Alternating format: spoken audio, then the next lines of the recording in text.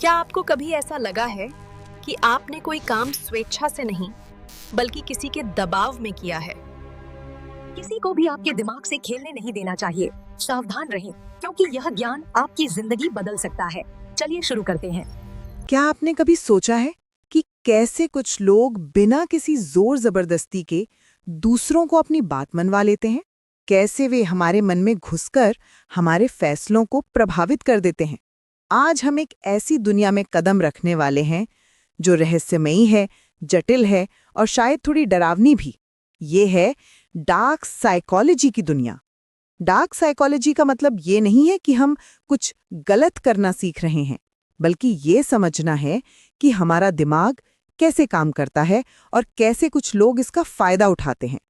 जब हम इन टेक्निक्स को समझते हैं तो हम खुद को बचा भी सकते हैं और ज़रूरत पड़ने पर एथिकल तरीके से इनका इस्तेमाल भी कर सकते हैं। सबसे पहले बात करते हैं मैनिपुलेशन की। ये शब्द सुनते ही हमारे मन में नेगेटिव थॉट्स आते हैं, लेकिन सच ये है कि हम सभी डेली लाइफ में किसी ना किसी तरह से मैनिपुलेशन करते हैं। जब आप अपने बच्चे को कहते हैं कि पहले होमवर्क करो फिर टीवी देखना, या जब आप अपने बॉस को कन्विंस करते हैं कि आपको प्रमोशन मिलना चाहिए, तो ये भी एक तरह का मैनिपुलेशन ही है। फर्क सिर्फ इंटेंशन का है। डार्क साइकोलॉजी में सबसे पावरफुल टूल है इमोशनल मैनिपुलेशन। ये टेक्निक इंसान की फीलिंग्स और इमोशंस को टारगेट करती है। उदाहरण के लिए, गिल्ट ट्रिपिंग एक कॉमन मेथड है। अगर तुम मुझसे प्यार करते हो तो ये काम करोगे? ये सेंटेंस सुना है कभी? ये क्लासिक इमोशनल मैनिपुलेशन है।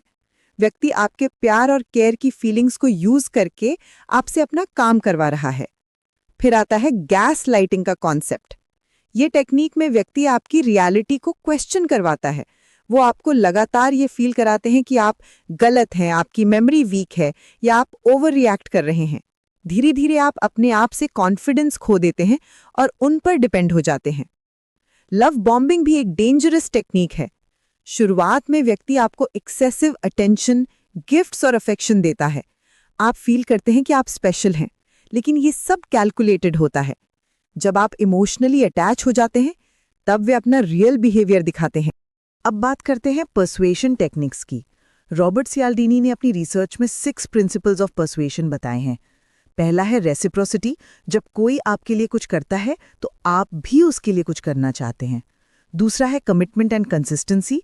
हम अपने पास्ट डिसीजंस के अकॉर्डिंग बिहेव करना चाहते हैं। तीसरा है सोशल प्रूफ। हम वही करते हैं जो दूसरे लोग कर रहे हैं। चौथा प्रिंसिपल है अथॉरिटी।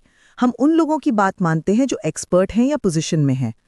पांचवा है लाइकिंग। हम उन लोगों से इन्फ्लुएंस होते हैं जो हमें पसंद हैं। और छठा है स्कैर्सिटी। जब कुछ लिमिटेड होता है तो हम उसे ज्यादा चाहते हैं। नरगिस, ये सब टेक्निक सुनकर आप सोच रही होंगी कि क्या हम सब पपेट्स हैं? क्या हमारे सारे डिसीजन मैनिपुलेटेड हैं? जवाब है नहीं। जब हम इन पैटर्न्स को पहचानना सीख जाते हैं तो हम अपने डिसीजंस पर बेहतर कंट्रोल रख सकते हैं। मार्केटिंग इंडस्ट्री में ये टेक्निक्स बहुत कॉमन हैं। Limited time offers, celebrity endorsements, customer reviews, ये सब पर्सुएशन साइकोलॉजी का हिस्सा है।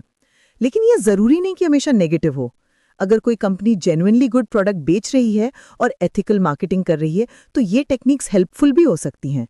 पॉलिटिकल कैंपेन्स में भी ये टेक्निक्स एक्सटेंसिवली यूज होती हैं। Fear appeals, emotional stories, us versus them mentality, ये सब वोटर बिहेवियर को इन्फ्लुएंस करने के लिए यूज होता है। समझदार वोटर वही है जो इन टेक्निक्स को पहचान कर रैशनल डिसीजंस ले सके। वर्कप्लेस में भी डार्क साइकोलॉजी के एग्जाम्पल्स मिलते हैं। टॉक्सिक बॉसेस अक्सर इंटिमिडेशन, फेवरेटिज्म और क्रेडिट स्टीलिंग जैसी टैक्टिक्स यूज करते हैं। कलीग्स भी समटाइम्स बैकस्टैबिंग, रूमर स्प्रेडिंग या क्रेडिट हाईजैकिंग करते हैं। इन सिचुएशंस में अवेयरनेस ही आपका सबसे बड़ा वेपन है। अब सवाल यह है कि हम अपने आप को कैसे प्रोटेक्ट करें। सबसे पहले अपनी गट फीलिंग्स को इग्नोर ना करें। अगर कोई सिचुएशन या पर्सन आपको अनकंफर्टेबल फील करा रहा है तो इसे सीरियसली लें। दूसरा, बाउंड्रीज सेट करना सीखें। नहीं कहना एक आर्ट है जो हर किसी को आनी चाहिए। क्रिटिकल थिंकिंग डेवलप करें। जब कोई आपसे कुछ कहे तो तुरंत रिएक्ट ना करें। टाइम लेकर सोचें कि क्या ये लॉजिकल है, क्या एविडेंस है और क्या हिडन एजेंडा हो सकता है। क्वेश्चंस पूछना सीखें। मैनिपुलेटर्स अक्सर क्वेश्चन से अनकंफर्टेबल हो जाते हैं क्योंकि उन्हें अपनी टैक्टिक्स एक्सप्लेन करनी पड़ती हैं। सपोर्ट सिस्टम बनाएं। ट्रस्टेड फ्रेंड्स और फैमिली मेंबर्स से एडवाइस लें जब आप कंफ्यूज्ड हों। समटाइम्स आउटसाइड पर्सपेक्टिव बहुत हेल्पफुल होता है। और सबसे इम्पॉर्टेंट, अपनी सेल्फ वर्थ को किसी और के वैलिडेशन पर डिपेंड ना करें।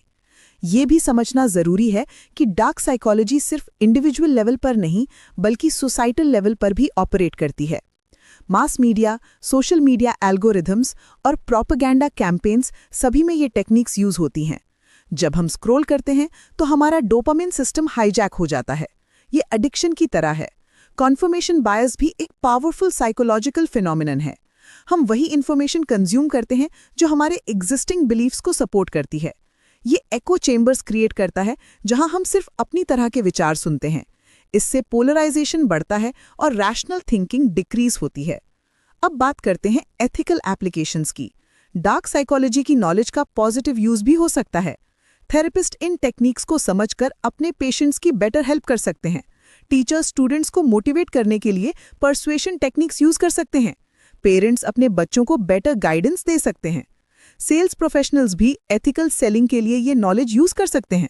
अगर आप जेन्युइनली बिलीव करते हैं कि आपका प्रोडक्ट कस्टमर के लिए बेनिफिशियल है, तो पर्सुएशन टेक्निक्स यूज करना रॉन्ग नहीं है।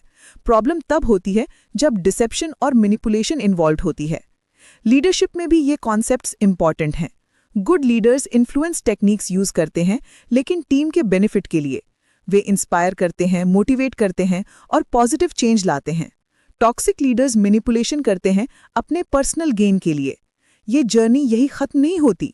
डार्क साइकोलॉजी एक वास्ट फील्ड है जिसमें हमेशा कुछ नया सीखने को मिलता है। ह्यूमन बिहेवियर की कॉम्प्लेक्सिटी को समझना एक लाइफ लॉन्ग प्रोसेस है, लेकिन जो फाउंडेशन हमने आज बनाया है वो आपको फ्यूचर में बेटर डिसीजंस लेने में हेल्प करेगा। याद रखें, नॉलेज पावर है, लेकिन इसका रिस्पॉन्सिबल यूज करना हमारी जिम्मेदारी है। डार्क साइकोलॉजी को समझना इसलिए ज़रूरी है ताकि हम अपने आप को प्रोटेक्ट कर सकें और एथिकल तरीके से दूसरों के साथ इंटरैक्ट कर सकें। ये एक डबल एज सॉर्ड है। सही हाथों में ये प्रोटेक्शन और एम्पावरमेंट का टूल है, गलत हाथों में ये डिस्ट्रक्शन का वेपन बन सकता है। आज की इस जर्नी में हमने देखा कि ह्यूमन माइंड कितना कॉम्प्लेक्स और फैसिनेटिंग है। हमने सीखा कि कैसे हमारी इमोशंस, बायसेस और साइकोलॉजिकल पैटर्न्स का फ़ायदा उठाया जा सकता है, लेकिन सबसे इम्पॉर्टेंट ये सीखा कि अवेयरनेस और नॉलेज के साथ हम अपने डिसीजंस पे बेटर कंट्रोल रख सकते हैं। अगली बार जब कोई आपको कुछ कन्विंस करने की कोशिश करे तो आप पहले से प्रिपेयर्ड होंगी। आप पहचान सकेंगी कि कौन सी टेक्निक यूज हो रही है और क्या ये आपके बेस्ट इंटरेस्ट में है या नहीं।